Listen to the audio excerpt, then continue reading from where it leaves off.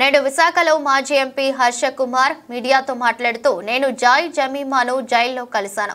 Joy Jemimah అమాయకురాలు. ఓ అమ్మాయి వ్యక్తిత్వాన్ని కించపరుస్తూ చూపించారు. విశాఖ పోలీస్ కమిషనర్ శంకభద్ర బాగ్చి అమ్మాయిని కించపరుస్తూ మాట్లాడటం దారుణం. అమ్మాయి వెనుక ముఠా ఉందని పోలీసులు అన్నారు. ఇప్పటి వరకు ఎంతమందిని అరెస్ట్ చేశారో చెప్పలేదు. ఎన్ఆర్ఐ మనోహర్ని పెళ్లి చేసుకోవాలని అనుకుంటున్నాము. రక్షణ కల్పించాలని అమ్మాయి సిపిని కలిసింది.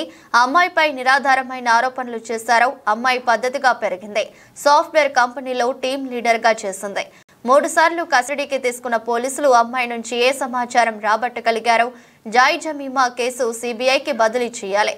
కేసును సిబిఐకి బదిలీ చేయాలని నేను పిటిషన్ వేస్తానని తెలిపారు. దారుణంగా చూపెట్టి మాట్లాడడానికి కేజీ బంగారం, అర కేజీ వెండి, బ్యాంక్ అకౌంట్స్లో అమ్మాయి దగ్గర డబ్బులు ఏమున్నాయి? హానీ ట్రాప్ కేసులో ఎంతమందిని హానీ ట్రాప్ చేసింది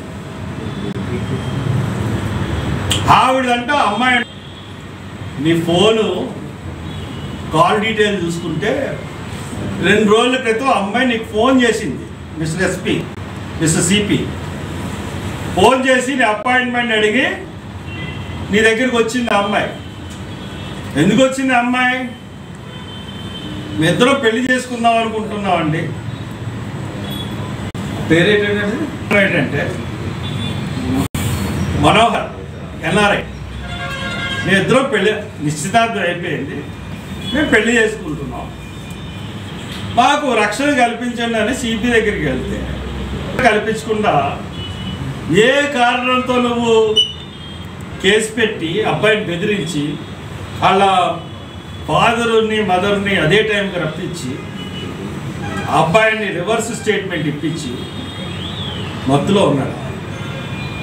మరి హాస్పిటల్కి పంపించావా ఏ మొత్తం తెలియజేశారా?